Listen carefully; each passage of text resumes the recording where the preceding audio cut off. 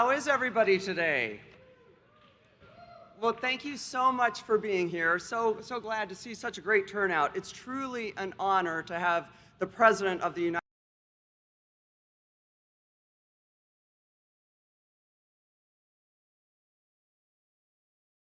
States to meet with the people who have been working so hard, folks I've met over the last several years, to produce a renewable domestic alternative to fossil fuels.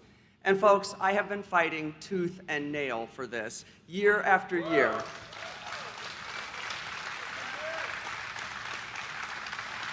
Because I always knew that we needed to make biofuels a part of our clean energy solution, and we're doing that right here in Iowa.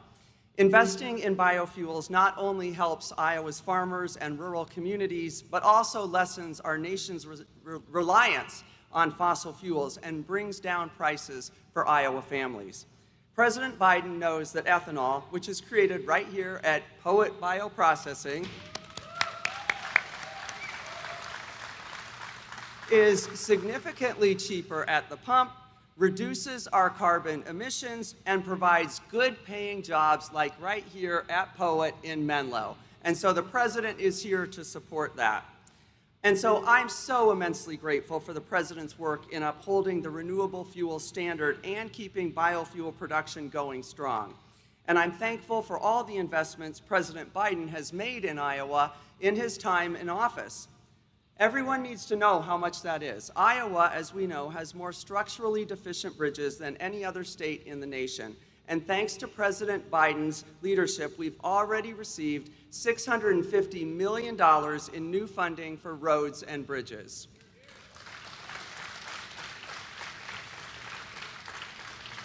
And over the next 5 years, Iowa is expected to receive more than $5 billion from the Infrastructure Investment Act, which helped to expand the Des Moines Airport, repair pesky potholes, and make sure that bridges can bear enough weight so our farmers can get their goods to market.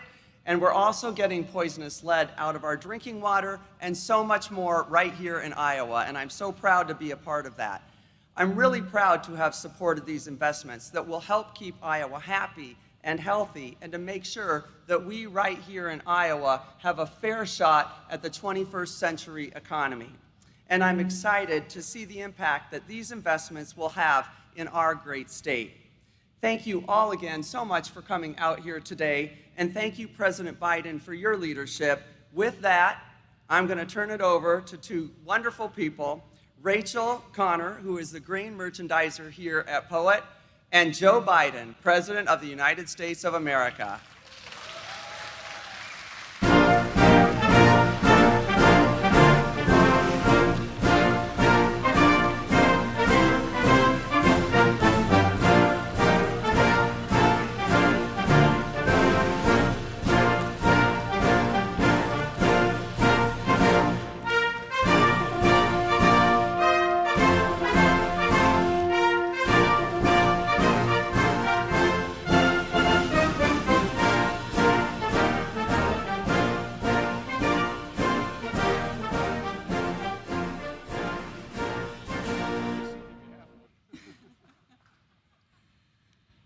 It's really great to be here with all of you today. My name is Rachel Connor, and I am a grain merchandiser here at the Poet Menlo location. What that means is that I help purchase all of the grain in the bins from nearby farmers. And it's truly the honor of a lifetime to welcome President Joe Biden and all of our distinguished guests to Poet today. I am a fifth-generation farmer who was born and raised right here in Iowa. I've spent countless hours on the farm, driving a tractor, and many more in college and grad school studying agronomy. These days, I drive nearly 100 miles round trip to work here at Poet, where we make plant-based biofuels, nutritious feed, and a growing number of renewable co-products. I'm excited to be part of a company and an industry that's doing its part to make the world a better place. Since I'll be headed back home about 50 miles tonight, you can bet that I'll be fueling up with E15.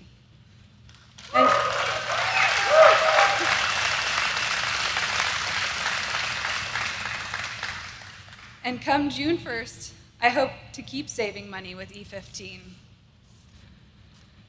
Many of you may recall when President Biden campaigned here in Iowa, he promised to support biofuels, grow green jobs, and cultivate a low-carbon economy. Today, America is battling Putin's price hike, and Mr. President, I can tell you our nation's entire biofuels industry stands ready to help.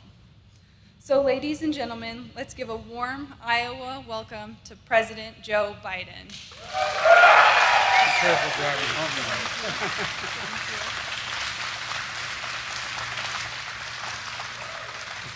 Thank you very, very much.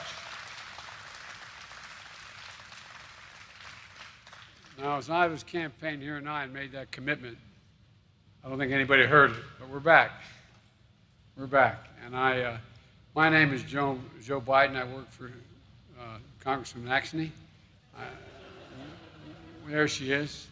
I learned a long time ago when she says, I just say yes. I say yes right off the bat.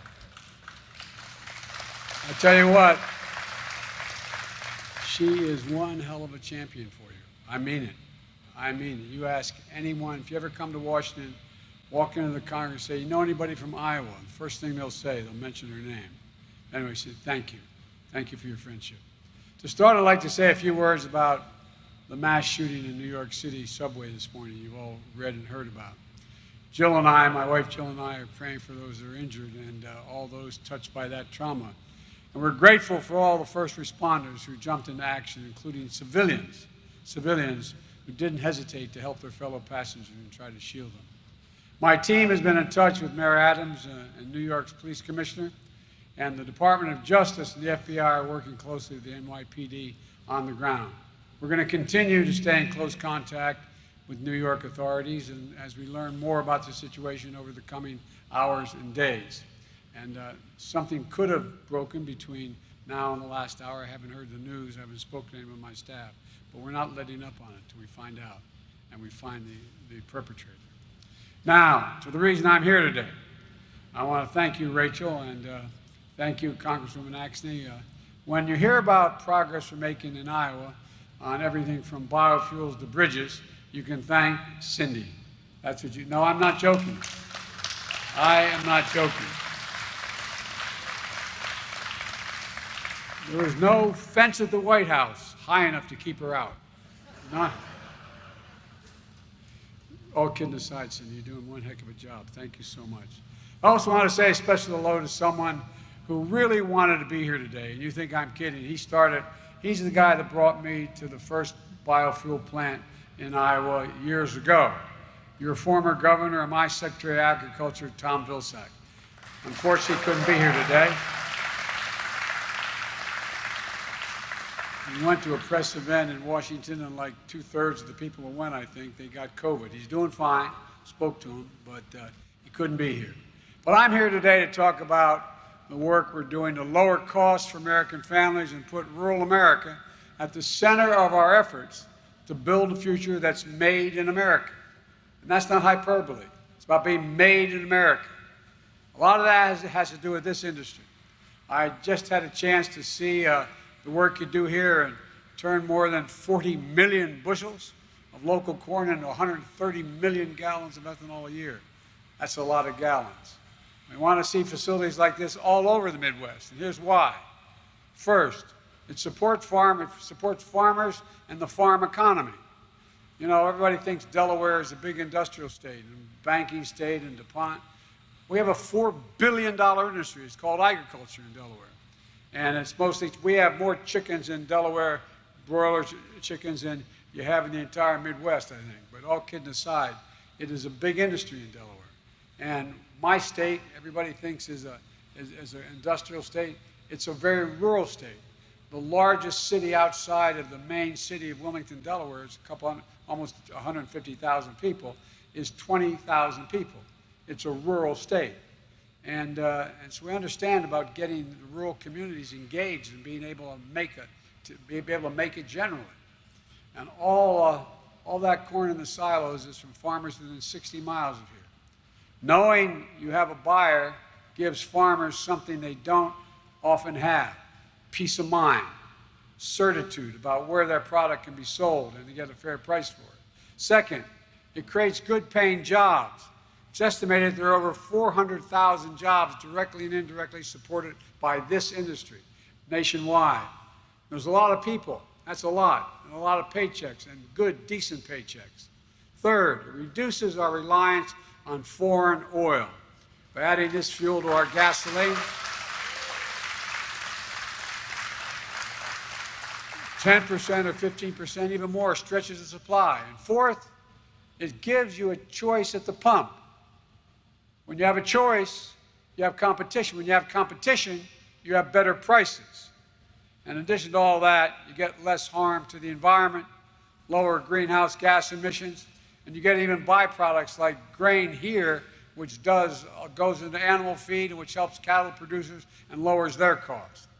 This is an industry with a tremendous future. I've set a goal of zero carbon for aviation sector, for example, by 2050. I've spoken with the leading heads of all major airlines.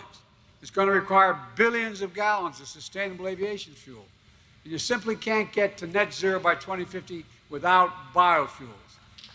Aviation.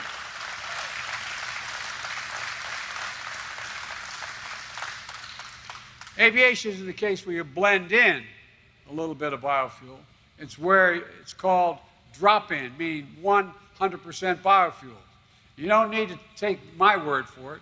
Take the word of the CEO of American Airlines who said, sustainable aviation fuel is the cornerstone of our strategy, end of quote. And the CEO of United Airlines, who called the first biofuel-powered flight a significant milestone for our efforts to decarbonize our industry. To bring that future within reach, I proposed a sustainable aviation fuel tax that we brought together the governments, agencies, aircraft manufacturers, airlines, fuel producers, airports, advanced, cleaner, and more sustainable fuels for American aviation. That's how we're going to get there. And we can. We're on the cusp of so many significant things that are going to happen in this country, not just in the fuel side, but in the next 10 years. Your children are going to see more change in the next 10 years than we've seen in the last 40 years. That's how rapidly technology is changing. So this industry has a role to play in a sustainable energy future. But I'm here today because homegrown biofuels have a role to play right now, as we work to get prices under control and reduce the costs for families. Look, I grew up in a family, not a joke, where if the price of a gallon of gasoline went up, it was a conversation at our kitchen table. It mattered. It mattered with my mom and dad. It made a difference. We felt it. Putin's invasion of Ukraine has driven up gas prices and food prices all over the world. The two largest grain producers in the world, Ukraine and Russia, are not doing what they usually do, so everything's going up. We saw today's inflation data. 70% of the increase in prices in March came from Putin's price hike in gasoline. We need to address this challenge with an urgency that demands. That's why I've called on Congress to move immediately to lower the cost of families' utility bills, prescription drug bills, and more while lowering the deficit to reduce inflationary pressures. And that's what we've done. We lowered the deficit by $300 billion so far. And it's expected. So, folks, we can do these things without raising a penny in tax on anybody in this hall. Yeah. In this giant barn. Look, it's going to make a big difference for families. You know, and it's the most impactful way that Congress can address inflation right now.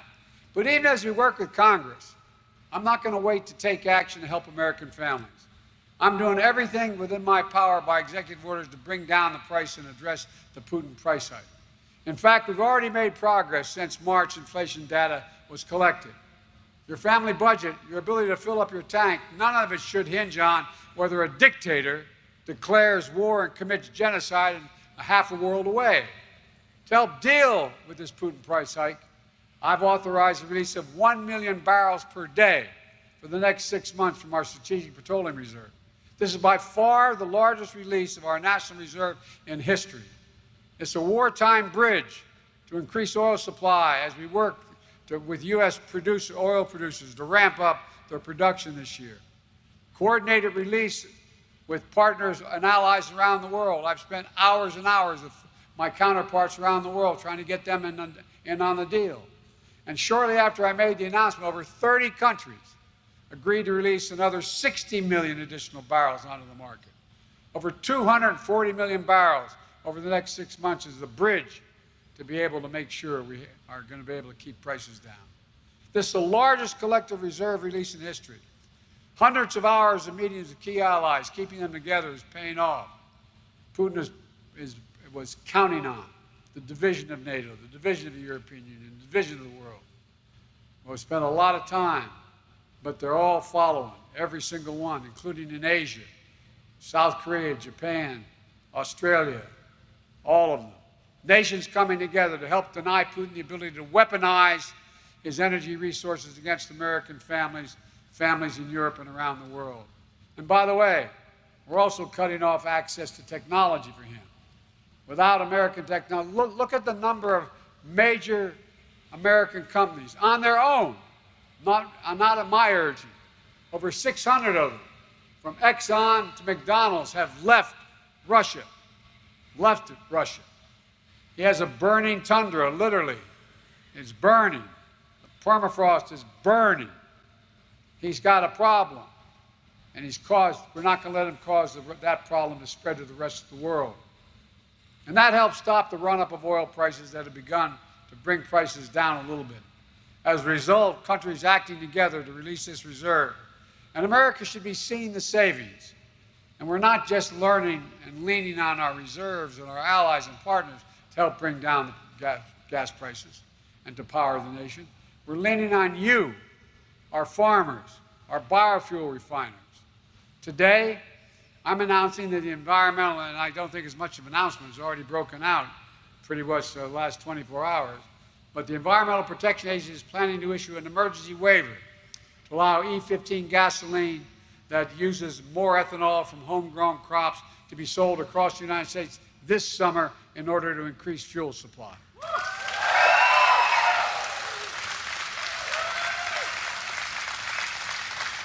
And folks,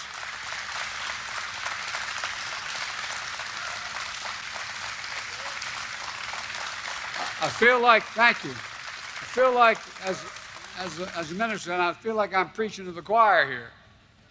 But here's what it means. E15 is about 10 cents a gallon cheaper than E10. And some gas stations offer an even bigger discount than that. But many of the gas stations that sell it here in Iowa, Illinois, Minnesota, Wisconsin, Pennsylvania are required to stop selling in the summer. But with this waiver, on June 1, you're not going to show up at your local gas station and see a bag over the pump that has the cheapest gas. You're going to be able to keep filling up with E15, and it's going to solve a whole problem. But it's not going to solve all our problems, but it's going to help some people. And I'm committed to whatever I can to help. Even if it's an extra buck or two in the pockets that they fill up, will make a difference in people's lives. And even though E15 is only available in a few thousand pumps today, we're investing more than $100 million to build biofuel infrastructure of the future. Things like blender pumps, the gas pumps that can handle higher blends of bioethanol and diesel fuel. Of course, there's more we need to do to bring down the prices for American families. We're also working to address food prices, because right now, farmers aren't getting a fair deal nationwide, and neither are families at the grocery store. Back in July, I signed an executive order to promote competition to help level the playing field for many family farmers and ranchers. Because, as many of you here know better than anyone, that 4 big companies control more than half the market for beef, pork, and poultry, giving ranchers very few choices about who to sell to get their product. These big conglomerates drive down prices they pay farmers, and even as they drive up prices at the grocery store. So we're investing up to $1 billion in the American Rescue Funds for new and expanded meat and poultry processing capacity throughout this country.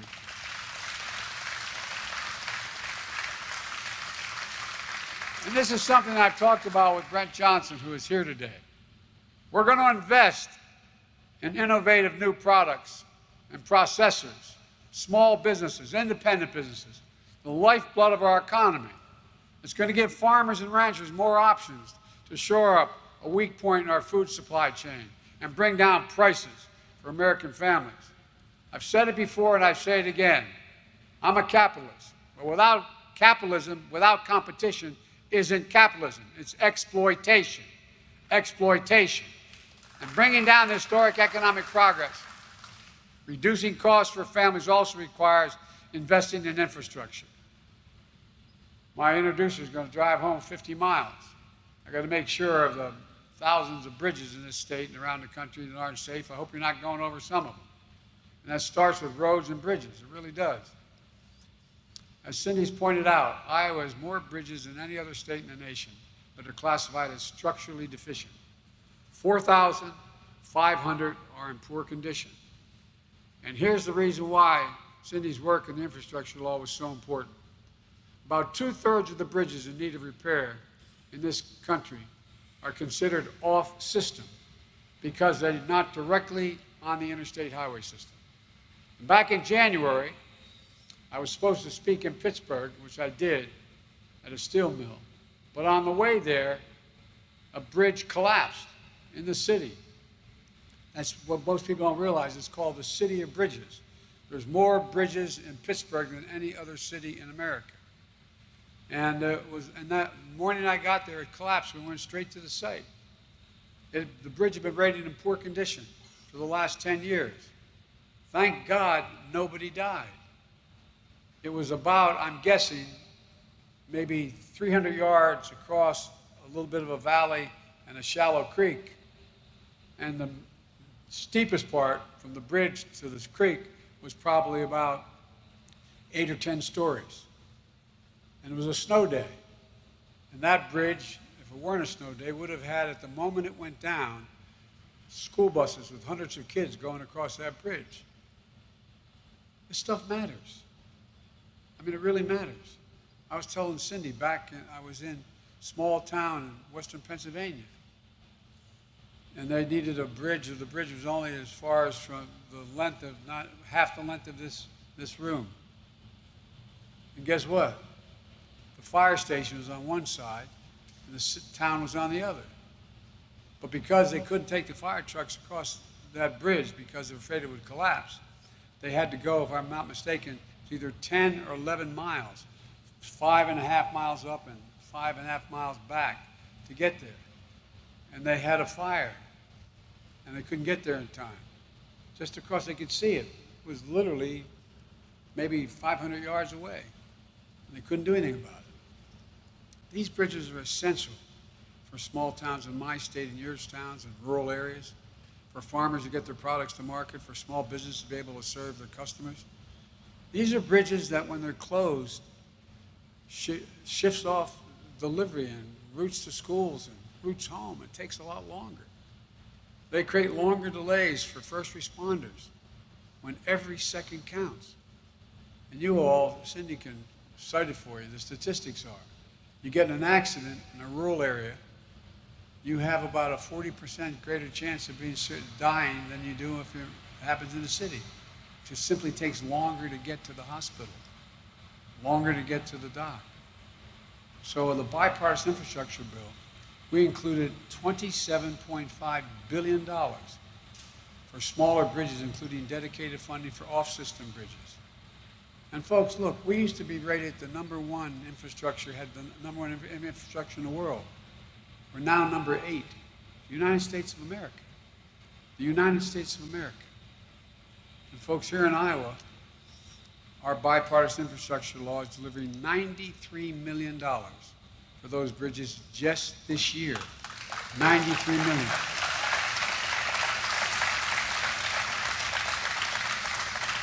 And at least $14 million for off-system bridges this year. Look, this investment is going to help connect entire towns and regions and new opportunities. We've gone from waiting for Infrastructure Week, now you got infrastructure decade, 10 years. 10 years. And we owe it to you, Cindy. Look, it's going to help workers get jobs, good paying jobs, products get to market, reduce costs for families. With this investment, we're sending a message to America's small communities and the people who call you home, this home. You matter. You matter. We see you. Not a joke. And we're building back with you. We're making sure you're not left out or left behind. We're also investing in universal, affordable, high-speed internet. I was surprised at this number, I have to tell you. 16% of Iowa households don't have an internet subscription. In some places, there's no high-speed internet infrastructure at all. Zero in this state. And the law will make high-speed internet affordable and available everywhere in Iowa. And think of what that will make possible, from telemedicine to precision agriculture to small businesses that want to be able to sell in bigger markets. In the 21st century in America, no parent ever should have to pull into McDonald's or a fast food chain to literally hook up to the internet in their car so their kid could do their homework over online. Think about that. The United States of America, we're the guys that came up with all this stuff. Our infrastructure law invests in clean water and wastewater systems, including a major investment in the Lewis and Clark rural water system to bring clean, reliable drinking water to more than 350,000 people in South Dakota to Minnesota to northwest Iowa. It matters. It matters to the health, it matters to convenience, it matters across the board. We're investing in ports and waterways, including over $700 million for a lock and dam project 25 on the Mississippi. You say, what does that have to do with me? It has a lot to do with y'all. Because nearly every bushel of soybean and corn that is transported on that river from Illinois, Iowa, Minnesota, Missouri, Wisconsin, goes through these locks. And they were built in 1930s. Barges often need to be split into smaller groups to make it through, taking hours and sometimes greater delays. With new modern locks, we're going to help farmers get their products to market faster, more efficiently, lower cost, and keep American agriculture globally competitive. Folks, the list goes on. I'm starting to bore myself here, but this is important stuff. I think. In fact, members of my administration and I will be visiting rural America in over 25 states over the next 3 weeks to talk about how we can do even more to create jobs and opportunity, to make sure that the investments we're making reach rural communities, buy from rural businesses, create jobs here at home, giving your young people the opportunity to make a living and raise a family in the place where they were raised and where they want to stay.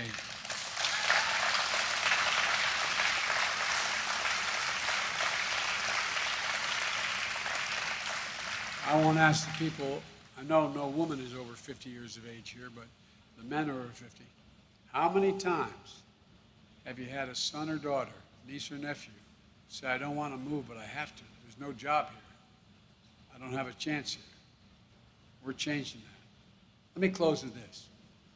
When I was running for office, I heard it 1,000 times. We're going to build an economy around you, the communities who feed and fuel our nation. Well, we are. We are. We're going to deal in people and places that have been left out and left behind for a long time. We're making progress. Over the course of my presidency, our recovery has now created 7.9 million jobs in almost 14 months.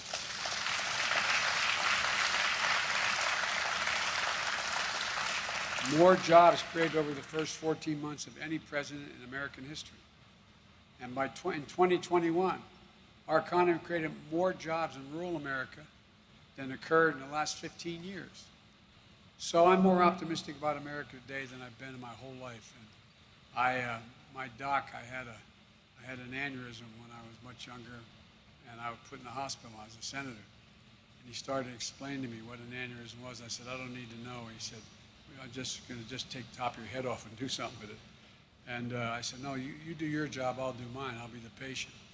And after it was all over, he said, you know what your problem is, Senator? Or the senator? And I said, no. He said, you're a congenital optimist.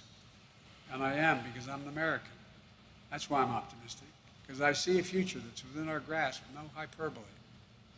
We're the only nation on earth This is not pure chauvinism. This is truth. We're the only nation on earth, if you think about it, that's come out of every major crisis stronger than when we went in. We just didn't go back to where we were. We came out stronger, stronger. Literally, every major crisis